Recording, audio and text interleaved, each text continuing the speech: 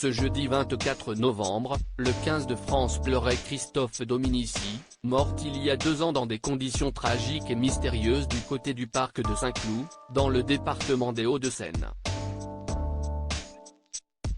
Le rugbyman a succombé à ses blessures après qu'un témoin l'ait vu basculer au-dessus d'un parapet bétonné haut d'une dizaine de mètres près de l'autoroute A13. Aujourd'hui, il pleut, si est une journée de merde et je n'ai envie de ne rien faire. Expliquait cette semaine Benjamin Bagat à nos confrères de Rugbyrama. Franchement, je n'arrive toujours pas à faire le deuil.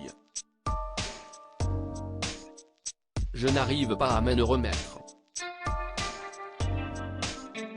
Je culpabilise. Je me dis que j'ai dû manquer quelque chose, sur la fin de sa vie.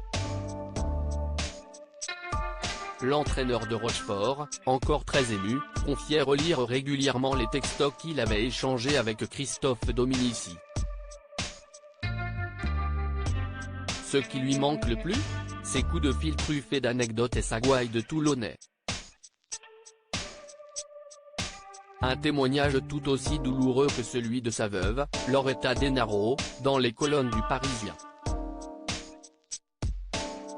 Depuis une semaine, sur les réseaux sociaux, mes filles et moi, on regarde beaucoup de messages qui nous font du bien, nous font sourire et nous font pleurer, témoigne celle qui s'occupe aujourd'hui des affaires de son mari décédé. Impossible pour elle de parler de son ancien compagnon au passé. On est 3 femmes seules à la maison sans leur roi. Il nous manque terriblement. Après 2 années particulièrement difficiles, Loretta Denaro ne parvient toujours pas à passer à autre chose. Une période douloureuse qu'elle a notamment consacrée à faire le tri dans son entourage. On a été déçus par des connaissances et par des associés, explique-t-elle. Et on a découvert des personnes qui ont profité de Christophe de son vivant et aussi après sa mort, et ça, je ne l'accepte pas. Loretta Denaro revient ensuite sur les derniers mois de son mari, profondément affecté par le rachat manqué du club de Béziers, un projet sur lequel il avait travaillé d'arrache-pied pendant 6 mois en 2020. Il ne dormait plus. Et quand il a découvert que tout était faux, il s'est senti trahi. Il regardait dans le vide, lui qui est tellement rempli de vie.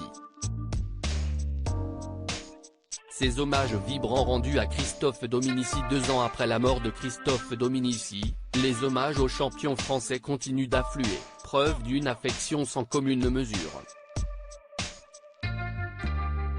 On a découvert beaucoup d'amour autour de nous, on a redécouvert des amis magnifiques, témoigne sa veuve. Pour preuve, un stade au nom de son mari a été inauguré il y a peu dans les Yvelines. Une mémoire également cultivée à travers la maison Dominici, la marque à travers laquelle le rugbyman vendait notamment du vin. Le stade français n'a pas non plus oublié son champion. Il est encore là tous les jours. Il n'est pas parti, raconte Jean-Marie Jovet, le super-intendant historique du club dans un article du Parisien paru ce samedi 26 novembre. Et Loretta Denaro d'abonder au micro de Rugbyrama, Christophe a laissé des souvenirs incroyables dans la vie de beaucoup de gens. Certains me disent encore, qu'est-ce ce qu'il nous a fait vibrer, ce petit bonhomme. Ça me touche.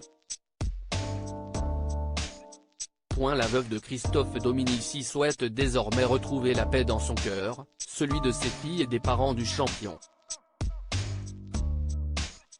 La peine, personne ne nous l'enlèvera, conclut-elle dans Le Parisien.